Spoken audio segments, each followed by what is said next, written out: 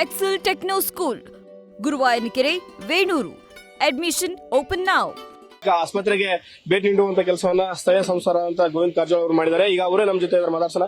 Sir, ಗಾಯಗಳು ಏನ್ ಹೇಳಿದ್ರು ಸರ್? ಯಾವ ರೀತಿ ಇದೆ ಪರಿಸ್ಥಿತಿ? ಅವರು ಗಾಯಾಳುಗಳು ಕೆತ್ತಲು ವೈದ್ಯರು ಹೇಳಿದ್ರು, ಡಾಕ್ಟರ್ ಹೇಳಿದ್ರು ತಲೆಗೆ ಪೆಟ್ಟಾಗಿದೆ, ಬ್ರೈನ್ಗೆ ಸ್ವಲ್ಪ ಏಟು ಬಿದ್ದಿದೆ, ನಾವೇ ಟ್ರೀಟ್ಮೆಂಟ್ ಮಾಡ್ತೀವಿ ಅಂತ ಕೇಳಿದ್ರು. ನಾನು ಬೇರೆ ಕಡೆ ಅವ್ರನ್ನ ಬೆಂಗಳೂರಿಗೆ ಅಥವಾ ದಾವಣಗೆರೆ ಎಲ್ಲಾದ್ರೂ ಕಳಿಸ್ಲಿಕ್ಕೆ ಕೇಳಿದೆ. ಬೇಡ, ನಮಗೆ ಟ್ರೀಟ್ಮೆಂಟ್ ಮಾಡ್ಲಿಕ್ಕೆ ಆಗ್ತದ, ನಾವೇ ಮಾಡ್ತೀವಿ, ಅವ್ರಿಗೆ ಚೆನ್ನಾಗಿ ನೋಡ್ಕೊಳ್ತೀವಿ ಅಂತ ಹೇಳಿದಾರ.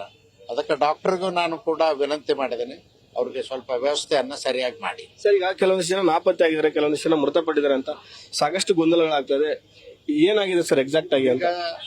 ನಾನು ಬೆಳಗಿನ ಜಾವ ಗೊತ್ತಾದ ತಕ್ಷಣ ನಮ್ಮ IGP ರವಿಕಾಂತೇಗೌಡರಿಗೆ ಮಾತಾಡಿದ್ದೀನಿ. 9 ಜನ ಮೃತಪಟ್ಟದವ್ರನ್ನ ಬಾಡಿಗಳನ್ನ ನಮ್ಮ ಡಿಸ್ಟ್ರಿಕ್ಟ್ ಹಾಸ್ಪಿಟ್ಲಿಗೆ ಶಿಫ್ಟ್ ಮಾಡ್ತಕ್ಕಂಥ ಕೆಲಸ ಮಾಡಿದ್ದೀವಿ. ಪೋಸ್ಟ್ ಮಾರ್ಟಮ್ ಅದು ಮಾಡಬೇಕಾಗ್ತದೆ, ಆ ಪ್ರೊಸೀಜರ್ಗಾಗಿ ತಗೊಂಡು ಹೋಗಿದ್ವಿ. ಗಾಯಾಳುಗಳನ್ನ ಆಸ್ಪತ್ರೆಗೆ ಕಳಿಸಿದೀವಿ ಅಂತ ಹೇಳಿದಾರೆ. ಅದಕ್ಕಾಗಿ ನಾನು ಎಲ್ಲ ಆಸ್ಪತ್ರೆಗಳಿಗೂ ಹೋಗಿ ನೋಡ್ತಾ ಇದ್ದೀನಿ ಎಲ್ಲೆಲ್ಲಿ ಎಷ್ಟು ಇದ್ದಾರೆ ಅಂತೇಳಿ. ಅವ್ರಿಗೇನು ಸಹಾಯ ಸಹಕಾರ ಬೇಕು, ಗಾಯಾಳುಗಳನ್ನ ಟ್ರೀಟ್ಮೆಂಟ್ ಮಾಡಲಿಕ್ಕೆ ಏನು ಅನುಕೂಲತೆ ಬೇಕು, ಅದೆಲ್ಲದಕ್ಕೂ ಕೂಡ ನಾನು ಸಹಕಾರ ಮಾಡ್ತೀನಿ. ಸರ್, ಇಂಥ ಘಟನೆಗೆ ಪ್ರಮುಖ ಕಾರಣ ಏನಂತ?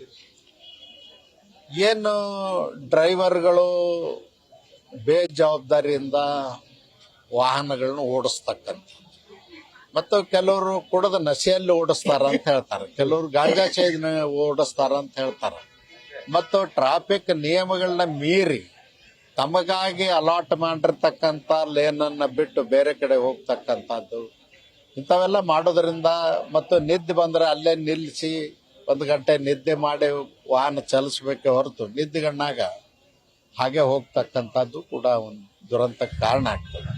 ಮತ್ತು ರಾತ್ರಿ ಓಡಿಸ್ತಕ್ಕಂಥ ವಾಹನಗಳಿಗೆ ಡಬಲ್ ಡ್ರೈವರ್ ವ್ಯವಸ್ಥೆ ಇರಬೇಕು. 2 ಜನ ಡ್ರೈವರ್ ಇದ್ರೆ ಒಬ್ಬಗೆ ನಿದ್ದೆ ಅದು ಬಂದ್ರೆ ಇನ್ನೊಬ್ಬ ನೋಡ್ತಾನ, ಇನ್ನೊಬ್ಬ ರೆಸ್ಟ್ ಮಾಡ್ತಾನ.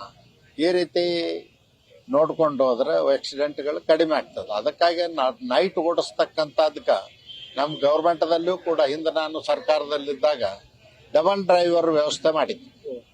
ಡಬಲ್ ಡ್ರೈವರ್, ಕಂಡಕ್ಟರ್ ಸಿಂಗಲ್ ಇರ್ತಿದ್ದ, ಡ್ರೈವರ್ ಡಬಲ್ ಇರ್ತಿದ್ದ. ಆ ವ್ಯವಸ್ಥೆಯನ್ನ ಜಾರಿಗೆ ತರಬೇಕು ಅಂತ ಒತ್ತಾಯ. ಸರ್, ರಾಜ್ಯ ಸರ್ಕಾರ ಪರಿಹಾರಕ್ಕೆ ಏನಾದ್ರು ಒತ್ತಾಯ ಮಾಡ್ತೀವಿ ಸರ್?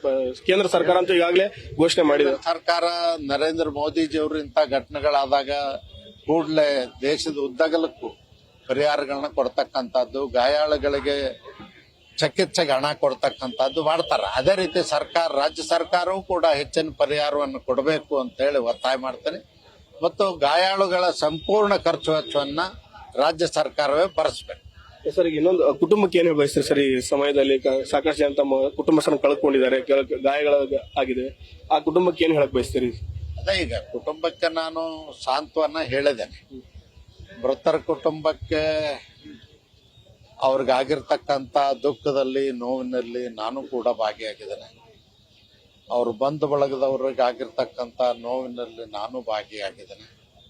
ಭಗವಂತ ಮೃತರ ಕುಟುಂಬಕ್ಕೆ ಚಿರಶಾಂತಿಯನ್ನು ನೀಡಲಿ ಅಂತ ಪ್ರಾರ್ಥಿಸ್ತೇನೆ. ಮತ್ತು ಸರ್ಕಾರ ಇನ್ನೂ ಹೆಚ್ಚಿನ ಸೌಲಭ್ಯಗಳನ್ನ ಅವರಿಗೆ ಒದಗಿಸಬೇಕು ಅಂತ ಒತ್ತಾಯ. ಇದಿಷ್ಟು ಸ್ಥಳೀಯ ಸಂಸ್ಥಾರ ಅಂತ ಗೋವಿಂದ ಕಾರಜೋಳ ಅವರ ಮಾತು. ಅವ್ರು ಹೇಳೋದು ಅಂತ ಏನಂತಂದ್ರೆ, ರಾಜ್ಯ ಸರ್ಕಾರ ಅವರಿಗೆ ಪರಿಹಾರವನ್ನ ನೀಡುವಂತ ಕೆಲಸವನ್ನ ಮಾಡಬೇಕು. ಈಗಾಗಲೇ ಕೇಂದ್ರ ಸರ್ಕಾರ ಪರಿಹಾರ ಘೋಷಣೆ ಮಾಡಿದೆ, ಮತ್ತು ಇಲ್ಲಿನ ಗಾಯಾಳುಗಳು ಏನು ಯಾವ ಆಸ್ಪತ್ರೆಯಲ್ಲಿ ಚಿಕಿತ್ಸೆಯನ್ನು ಪಡೆದಿದ್ದಾರೆ ಆ ವೆಚ್ಚವನ್ನ ಸರ್ಕಾರವೇ ಭರಿಸಬೇಕು ಅನ್ನೋ ಒಂದು ಮಾತನ್ನ ಹೇಳಿರುವಂತದ್ದು. ಚಿತ್ರದುರ್ಗದಿಂದ ರಾಘವೇಂದ್ರ ಜೊತೆ Madev Vijay, news first, Chitradurga. News first, ನಿರ್ಭೀತಿಯಿಂದ ನಿಮ್ಮ ಪರವಾಗಿ.